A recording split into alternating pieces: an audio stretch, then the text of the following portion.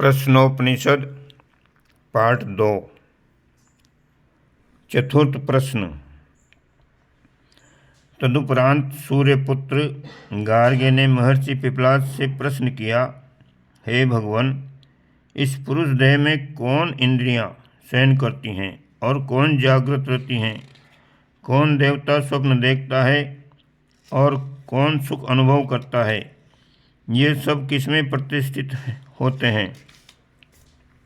महर्षि पिपलाद ने गार्ग्य ऋषि से कहा, हे गार्ग्य, जिस प्रकार सूर्य की रश्मियाँ उसके अस्त होने पर सिमटकर उसी के तेजोमंडल में एकीभूत हो जाती हैं और सूर्योदय होने पर पुनः सर्वत्र फैल जाती हैं, उसी प्रकार समस्त इंद्रियां परम देव मन में एकीभूत हो जाती हैं। तब यह पुरुष न देखता है, न सुनता है, न स्वाद लेता है, न सूंघता है, न स्पर्श करता है, न बोलता है, न ग्रहण करता है, न मल का त्याग करता है, न आनंद का अनुभव करता है और न ही किसी प्रकार की चेष्टा करता है। तब उसकी इस स्थिति को शयन करना यानी सो जाना कहते हैं। सोते समय इस शरीर रूप पुर यानी नगर में प्राण रूप अग्नि ही जागृत रहता है। ये अपान ही गार्हपत्य अग्नि है, व्यान ही अन्वाहार्य पचक नामक अग्नि है, गार्हपत्य से ले जाया गया प्राण ही प्रणयन प्रक्रिया के कारण आवनीय अग्नि रूप है। स्पष्टीकरण है, ऋषि यहाँ काया के सतत चलने वाली जीवन रूपी यज्ञीय प्रक्रिया का स्वरूप व्यक्त कर रहे हैं। शरीरधारी में उच्छ्वास और निश्वास, श्वास लेना और छोड़ना ही यज्ञ आहुतियाँ हैं। उन आहुतियों को समानतापूर्वक विभक्त करने के कारण समान वायु ही ऋत्विक है, मन निश्चय ही यजमान है और अभीष्ट फल उदान है। यही उदान यानी इच्छित फल मन को नित्य ही ब्रह्म में स्थित करता है। स्वप्न की स्थिति में यह देव अपनी महिमा का अनुभव करता है। जागृत अवस्था में इसने जो देखा था उसी को पुनः यानी स्वप्न में देखता है, जो सुना था उसे ही सुनता है, विभिन्न दिशाओं में अनुभव किए हुए को पुनः पुनः अनुभव करता है। इतना ही नहीं, ये देखे अनदेखे, सुने अनसुने, अनुभूत और अनअनुभूत, सत और असत समस्त पदार्थों को देखता है और स्वयं भी सर्वरूप बनकर देखता है। जब ये जीवात्मा तेजस से संपन्न होता है तब ये स्वप्न नहीं देखता। उस समय शरीर में ये आनंद यानी सुसुप्ति सुख अनुभव करता है। हे सौम्य, जिस प्रकार पक्षी अपने निवास स्थान वृक्ष पर जाकर बैठ जाते हैं, उसी प्रकार ये समस्त तत्व परम आत्मा में प्रतिष्ठित हो जाते हैं।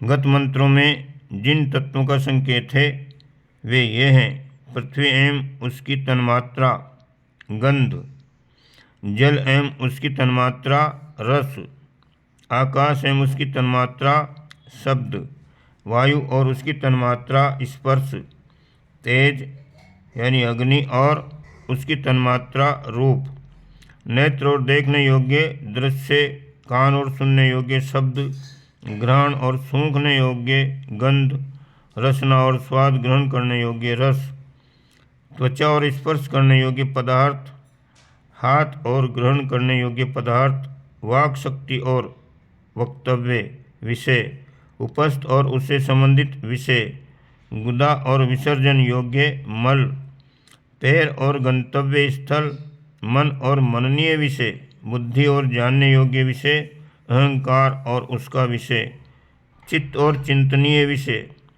तेजस और प्रकाशित करने योग्य पदार्थ, प्राण एवं उसके आश्रित रहने वाले पदार्थ, ये सब परमात्मा में विलीन हो जाते हैं। यही दृष्टा यानी देखने वाला, स्पृष्टा यानी स्पर्श करने वाला, श्रोता यानी सुनने वाला, घ्राता यानी सूंघने वाला और रसयता यानी रस लेने वाला, मनता यानी मनन करने वाला और कर्ता यानी कर्म करने वाला और बोद्धा यानी जानने वाला विज्ञानात्मा पुरुष है, जो परम अविनाशी ब्रह्म में स्थित हो जाता है। हे सौम्य, जो पुरुष इस छाया रहित, शरीर रहित अलोहित शुभ्र अक्षर परमात्मा को भली भांति जानता है, वह सर्वज्ञ और सर्वरूप होकर उसी को प्राप्त हो जाता है, ऐसा इस श्लोक में वर्णित किया गया है। हे सौम्य, जिस अविनाशी परब्रह्म में समस्त देवगण, समस्त प्राण और समस्त भूत भली प्रकार प्रतिष्ठित होते हैं, उसे जानने वाला सर्वज्ञाता भी उसी में यानी परमात्मा में प्रविष्ट हो जाता है। पंचम प्रश्न। इसके उपरांत शिवी पुत्र सत्यकाम ने महर्षि पिपलाद से पूछा, हे भगवान, ये बताने का अनुग्रह करें कि जो मनुष्य जीवन भर मरण पर्यंत ओम का ध्यान करे, वो इस ओंकार उपासना द्वारा किस लोक पर विजय प्राप्त कर लेता है। महर्षि पिपलाद ने कहा, हे सत्यकाम, ये ओंकार ही निश्चित रूप से परब्रह्म और अपर ब्रह्म है। अतः जो विद्वान इसे इस प्रकार जानता है, वो इनमें से किसी एक यानी ब्रह्म को प्राप्त कर लेता है। वह साधक यदि एक मात्रा वाले ओंकार का ध्यान करता है तो उसके माध्यम से वह अति शीघ्र इस जगत को प्राप्त कर लेता है।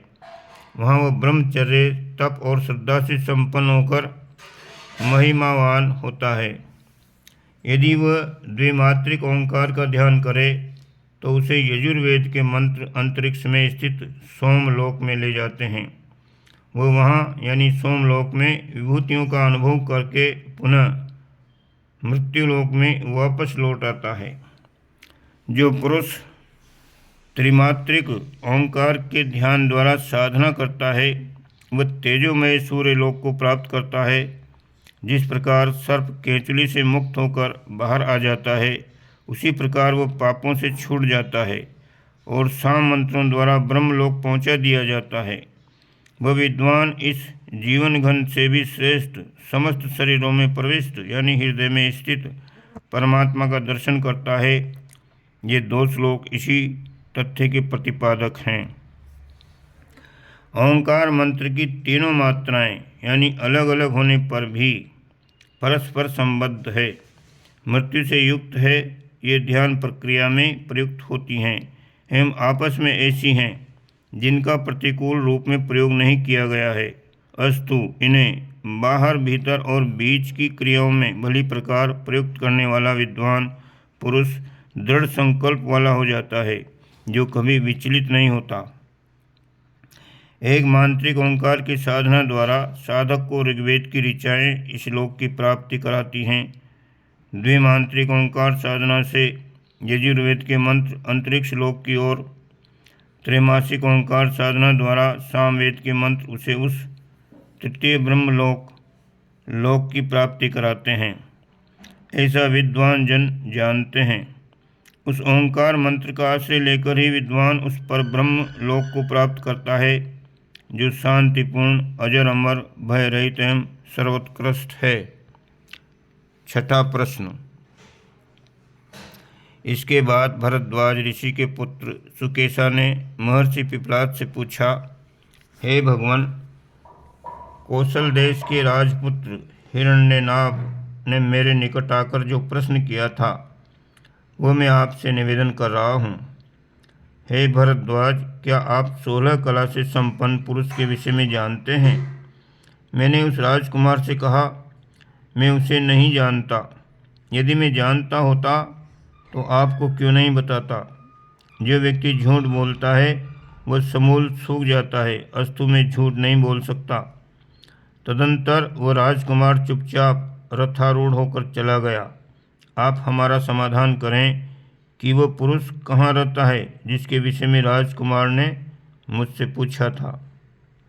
आचार्य पिपलाद ने उनसे कहा, हे सौम्य, जिस पुरुष के 16 कलाएँ उत्पन्न होती हैं वह इस शरीर के ही अंदर विद्यमान है। उस यानी देह स्थित पुरुष ने चिंतन किया कि किसके निकल जाने पर मैं निकल जाऊंगा और किसके प्रतिष्ठित रहने पर मैं प्रतिष्ठित रहूंगा। उस पुरुष ने सर्वप्रथम प्राण का सृजन किया, तदुपरांत प्राण से श्रद्धा, आकाश, वायु, ज्योति, जल, पृथ्वी, इंद्रियां, मन और अन्न सृजा गया। अन्न से वीर्य, तप, मंत्र, कर्म, लोक एवं नाम आदि 16 कलाओं की रचना हुई। जिस प्रकार नदियाँ बहते बहते समुद्र में जा मिलती हैं और उसमें ही विलीन होकर अपना नाम रूप विनिष्ट करके समुद्र ही हो जाती हैं, उसी प्रकार सर्वद्रष्टा परम पुरुष की 16 कलाएँ उस परम पुरुष में ही विलीन हो जाती हैं। उनके नाम रूप भी विनिष्ट हो जाते हैं और वे पुरुष ही कहलाती हैं। इसके बाद भी वह पुरुष कला रहित और अमर है। इस तथ्य के प्रतिपादन स्वरूप ये श्लोक है। रथ की नाभि में जिस तरह अरे लगे होते हैं, उसी प्रकार जिस परम पुरुष यानी परमेश्वर में समस्त कलाएं प्रतिष्ठित हैं, उस ज्ञातव्य पुरुष को जानो ताकि मृत्यु तुम्हें व्यथा न पहुंचा सके। इसके बाद उन महर्षि पिपलाद ने समस्त ऋषियों से कहा, इस पर ब्रह्म के विषय में मैं इतना ही जानता हूँ, इसके अतिरिक्त और कुछ भी नहीं है। उसके बाद ऋषियों ने उन महर्षि पिपलाद की अर्चना करते हुए कहा, आप हमारे पिता हैं, क्योंकि आपने हमें अविद्या यानी अज्ञान के उस पार कर दिया है। आप परम ऋषि हैं। हमारा आपको बारंबार नमस्कार है, नमन है, वंदन है। शांति पाठ। ओम भद्रं कर्णेभिः शृणुयाम देवा, भद्रं पश्येमाक्षभिर्यजत्राः, स्थिरैरङ्गाः स्वस्ति नो। इस प्रकार से इति प्रश्नोपनिषद समाप्ता, ये प्रश्न उपनिषद समाप्त हुआ। इस प्रकार से निरंतर आगे भी एक एक करके सब उपनिषदों को यहाँ पर बताया जाएगा। आप यदि सुनने के इच्छुक हैं, चैनल को सब्सक्राइब करें, बेल आइकन दबाएं ताकि आपको समय समय पर नोटिफिकेशन मिलते रहें।